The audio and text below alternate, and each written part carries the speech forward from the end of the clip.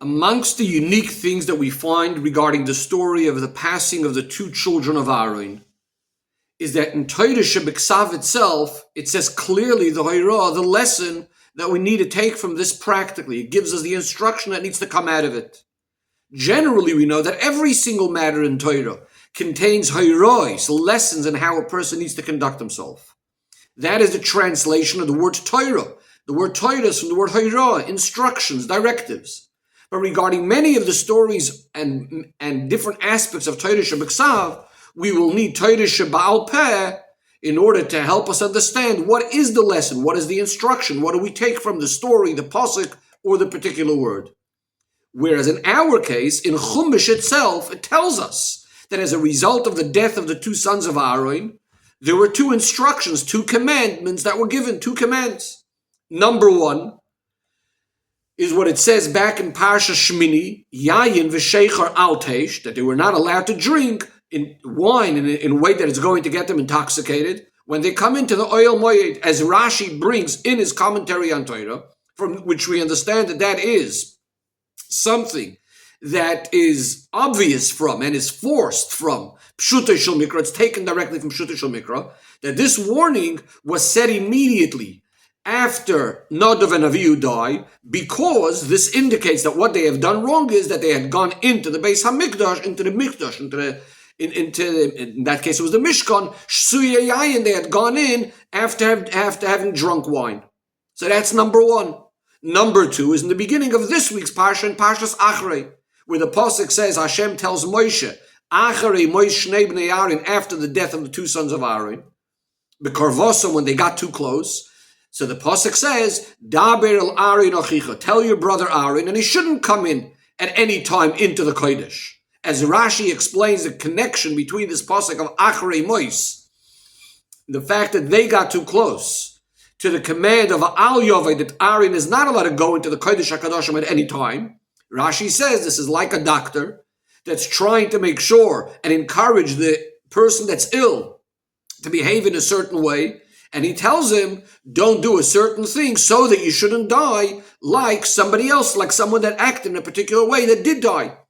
And in a similar way over here, the punishment of the children of Aaron was because of their Aveira, of getting too close to Hashem, approaching Hashem, and they died. They went into the Kodesh in a way that they were not commanded, they were not ordered to do. And therefore Aaron is being told, after they die, that he should not go into the Kodesh HaKadoshim at any time, so that he shouldn't die as his sons did.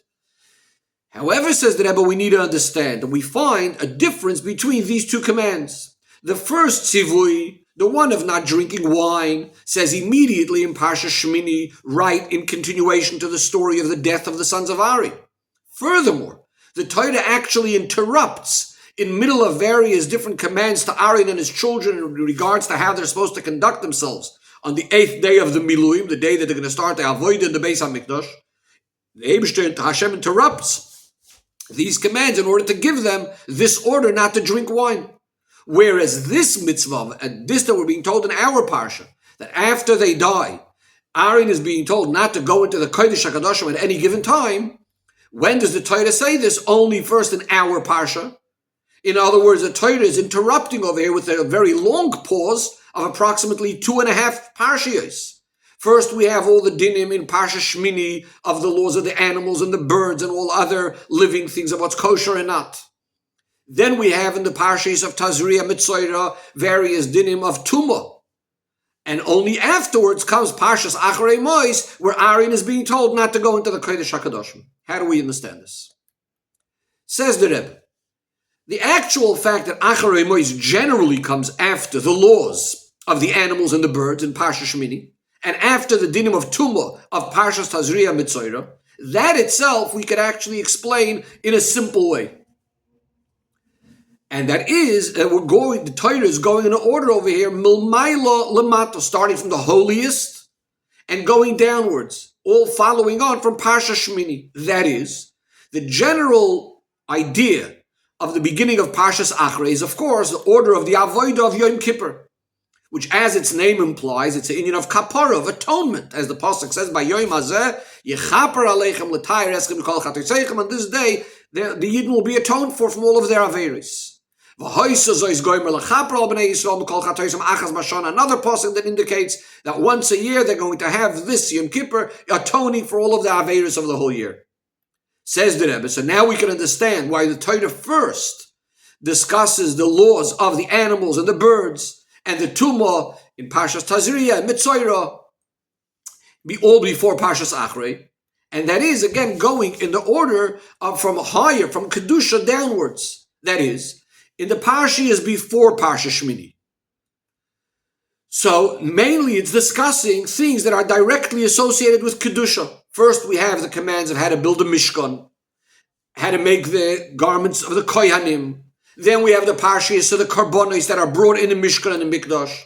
We have the order of the Yemei HaMiluim of all those 7 days, preparing for the Mishkan, and then concluding on the 8th day of the Miluim. That's going on until Parsha Shmini, and the beginning of Parsha Shmini. Then we move downwards from these inyanim of Kedusha related to the Mishkan and the Kohanim, etc. We move now down into matters of the world, in which there is a mixture of good and bad. And we need that the Torah, which is called Torah of light, that's going to illuminate and help us separate between that which is Tomei and that which is Tor. So it's telling us about the animals, what's Tomei and what's Tor. And so too, later in Parshas Tazria, it's dealing with the different levels of Tumah. In other words, Torah is illuminating the path of the person and making sure, cautioning him from the things that could be inappropriate in the world. The Rebbe says that with this will also be explained. Before moving further, the Rebbe explains another point over here. We're going to understand the diuk of Loshen Chazal. In regards to the dinim of Parshas Tazria and Mitzorah, Chazal say that just like man is created after all the animals and birds, in Ma'aseh Bereshis, so too his Torah, the laws of the person are also explicit in the Torah, are explained after the laws of the animals and birds. Now, seemingly, how could you say that it's only in Parsha? In other words, that's why Tazria Mitzorah is going to deal with the Tumah of the people. That's coming after the animals and the birds of Parshas Shmini. But the question is, how could you say that his Torah is only being explained now after Parshas Shmini and Parshas Tazria Mitzorah? We have plenty of Hayrois and Dinim in connection to the conduct of man that were said previously. Especially, says the Rebbe, we have something like the Aseres HaDibros. We then have a Parsha that its very name is called Mishpatim. These are laws to how people are supposed to conduct themselves, and much more. So the explanation is, when we say over here that the Torah explains the Torah of the person, the details and the chiddush over here of the Torah, what the Torah is explicitly saying over here about the person, the instruction over here, is about lahavdil bein hatomei bein hator. We're speaking specifically about this idea of to be able to distinguish between that which is Tomei and that which is Torah. And that's what we mean that the Torah Pirusha, that the Nisparsha Torah Shalom, that the person's Torah was explained and explicit, the heroes of the Torah. We're not speaking about just how the person needs to conduct himself generally, but specifically in this area of Tumah, which is things directly coming from the person himself.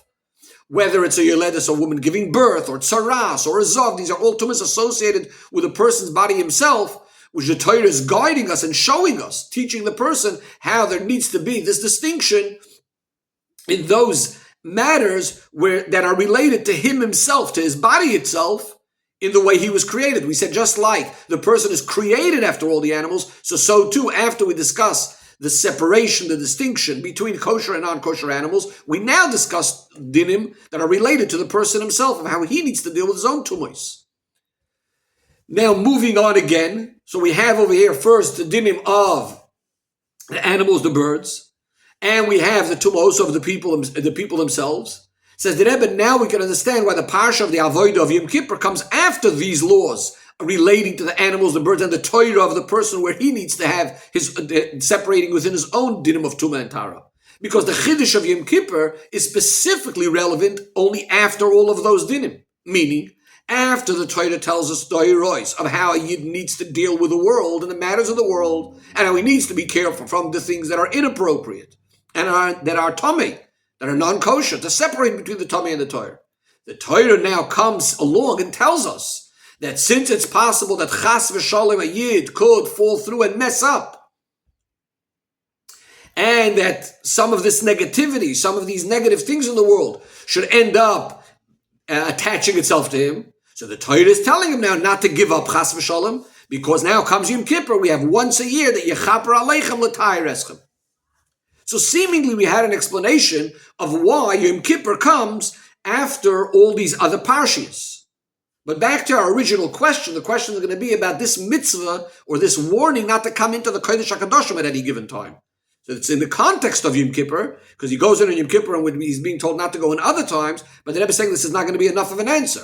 The Rebbe says this is not enough of an answer to tell us why this command, this warning of Al Yaveh B'Chalei Sala Kodesh needs to wait all the way till Parshas Acharei Mos. Because even though, yes, it's true that Yom Kippur is connected with, following, as we just said, from the laws of the animals and the birds and the laws of the person himself. But nevertheless, this warning of Al Yaveh B'Chalei Sala Kodesh, that he shouldn't die like his sons died, that's seemingly something that should have been noted and warned right away after his sons died. The Rebbe says, even if we want to say that Hashem actually did give this mitzvah right away, he did give this warning right away, right after they died, and it's only being written in the Torah over here, not in the order the way it happened. As we know, there's a concept of a mukdum, a mucher b'Torah, that not necessarily things are always written in the chronological order of the way they happened. Nevertheless, says the Rebbe, since we know that in Torah every detail is accurate and precise, it makes sense to say that the fact that the Torah is putting this mitzvah over here, this warning over here, that he shouldn't come in any time into the Kodesh, is not only because this is just part of the general idea of Yom Kippur, that he can't just go in any time, he has to go in on Yom Kippur. And as we just explained, Yom Kippur makes sense why the Torah is putting over here.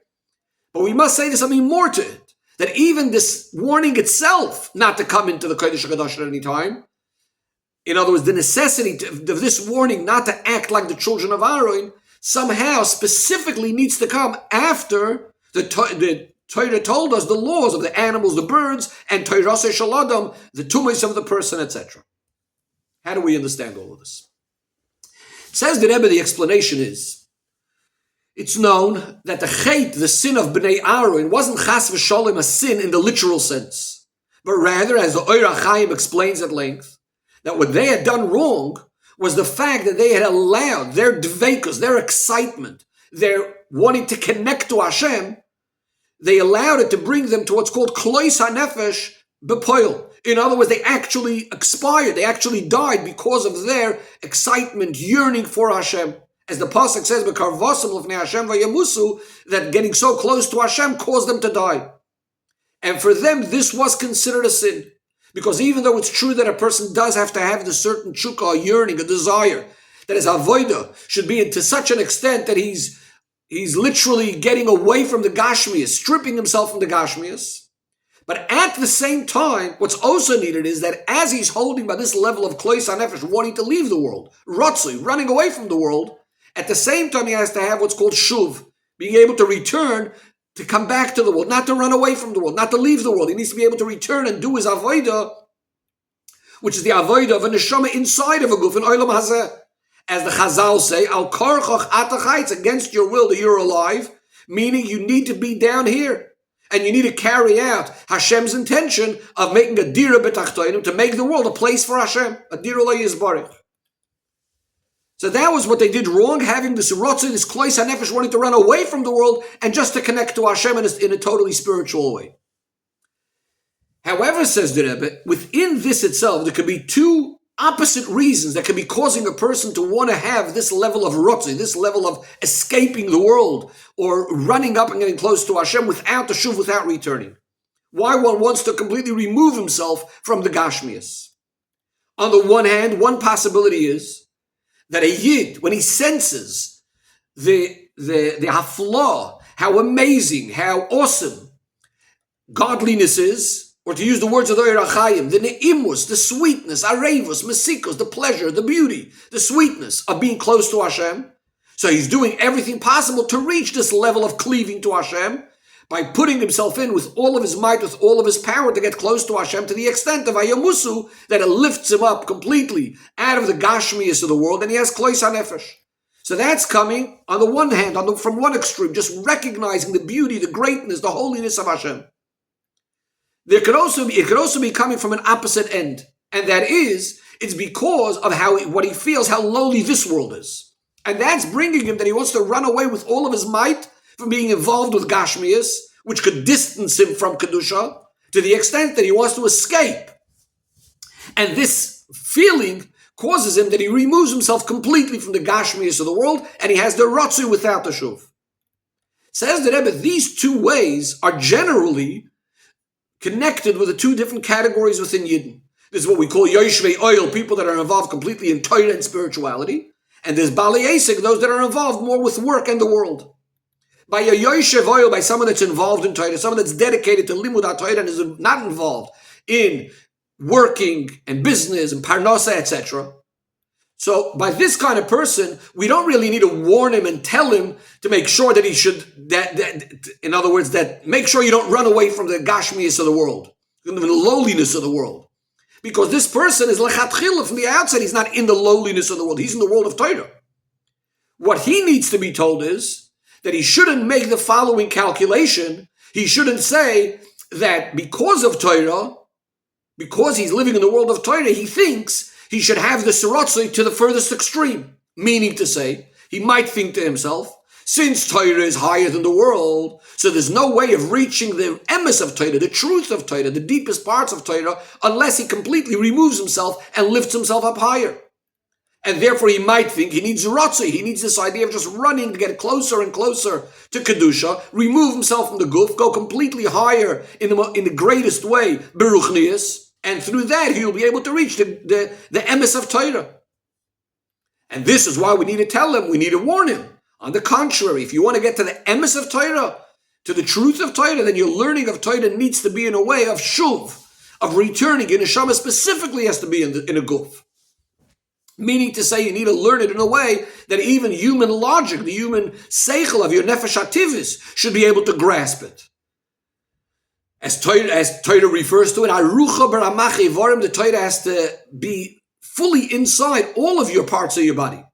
Because Torah loy b'shamayim, Torah is not in the heavens. On the contrary, Torah was given dafka down here in this world to the extent that it says that the elyonim in the upper realms, Malachim, etc., they come to find out what's the psak din of a beis din sholmata, of the beis din down here, because Torah is specifically down here.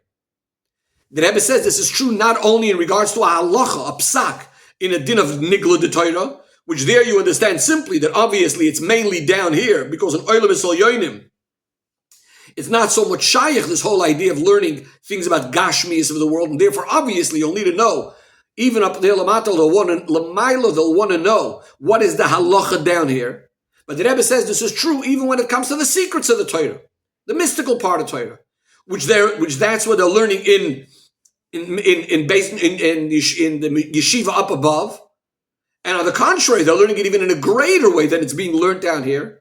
And yet the elyonim, those in the upper worlds, in the upper realms, come to hear how Torah is being learned down here. The Rebbe says this can be understood from something that the Alter Rebbe explains in Likutei Torah. There's a discussion on the Gemara where it says, "Kamiflagi b'mesifta d'rakia." There was a machloikus going on in the yeshiva of heaven. It's dealing with a particular type of suffix that happened in the dinim of tsaras. And then the question is the person toher or tameh?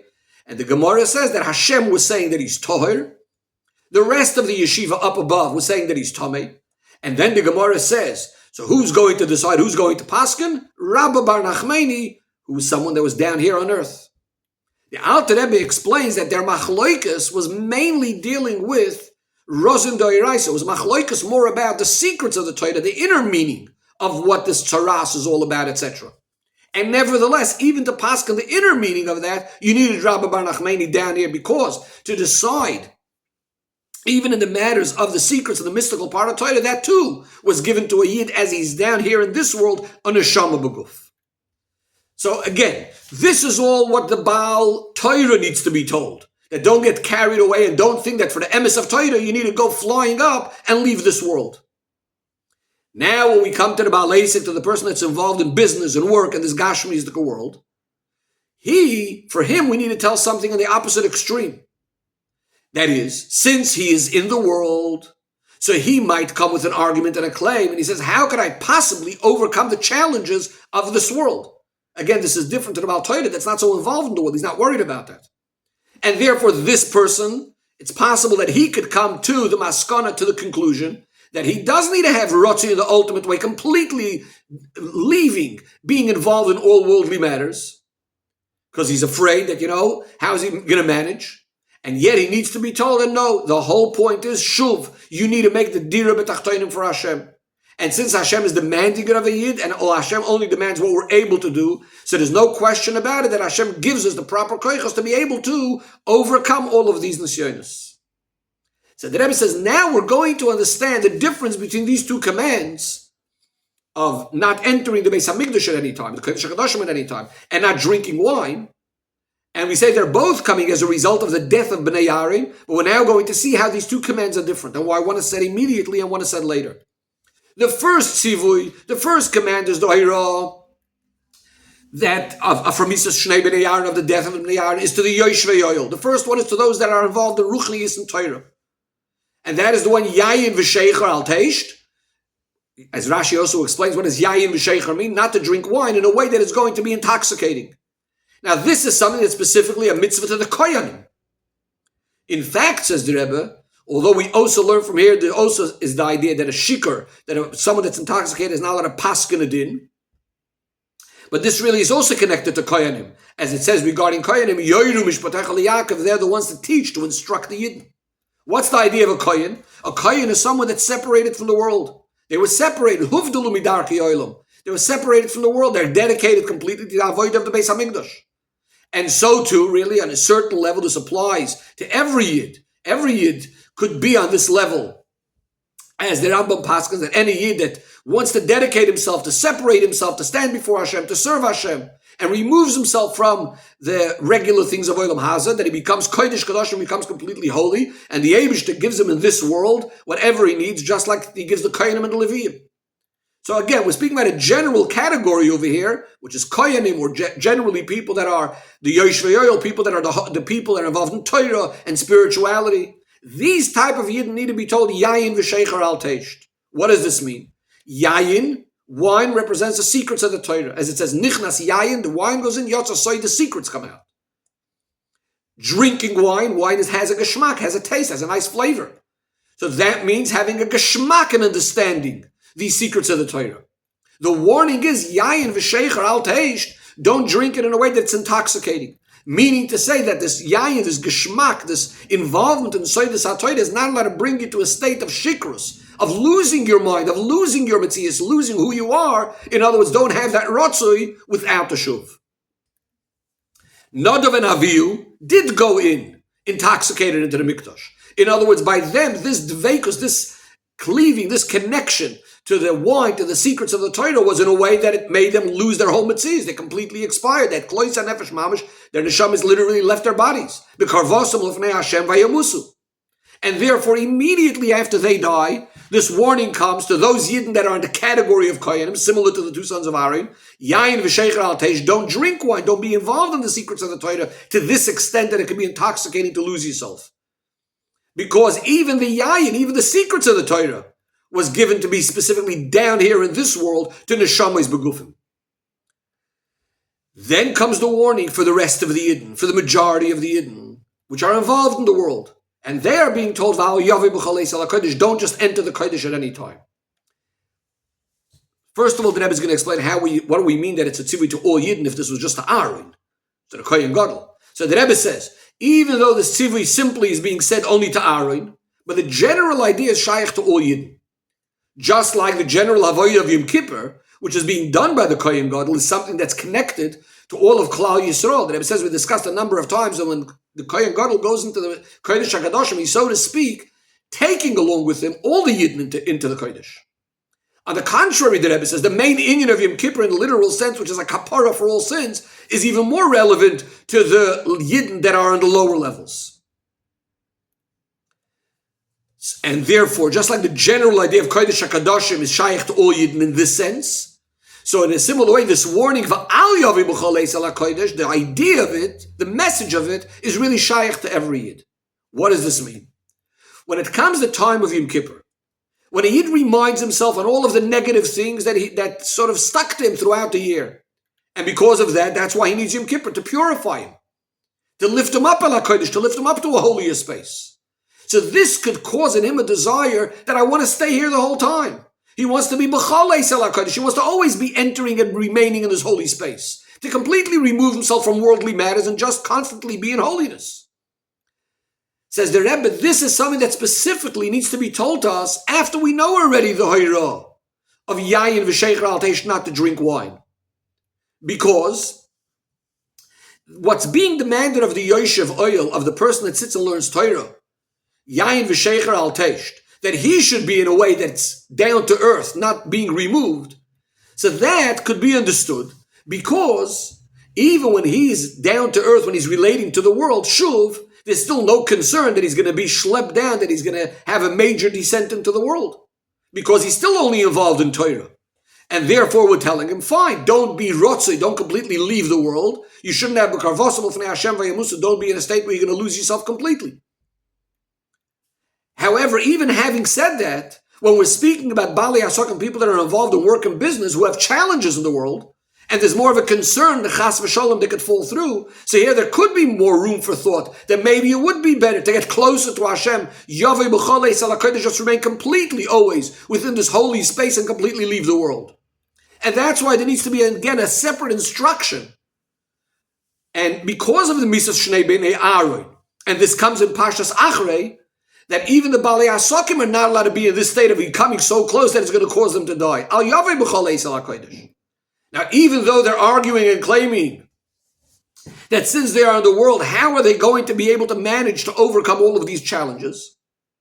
This is why this instruction that there needs to be the shuv to these Balei Asakim, we're now going to have the answer why it comes after why it comes in Parshas Acharei, after we already discussed the Toiras Behema, the laws of the Behema, and the Toiros Shlodim, the laws of the person.